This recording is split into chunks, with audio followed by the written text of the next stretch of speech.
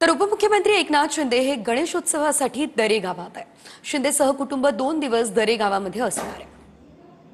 या संदर्भात आमच्या प्रतिनिधींनी आढावा घेतलेला आहे, बघूयात। उपमुख्यमंत्री एकनाथ शिंदे हे दरेगावी 2 दिवसाच्या मुक्कामी आलेले आहेत।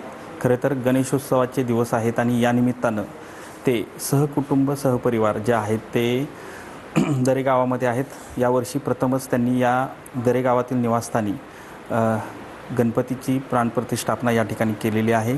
आज जर पाहिलं तर आकर्षक अशी मूर्ती आणि या ठिकाणी जी सजावट केलेली आहे ती पूर्णपणे फुलांची आपण पाहतोय।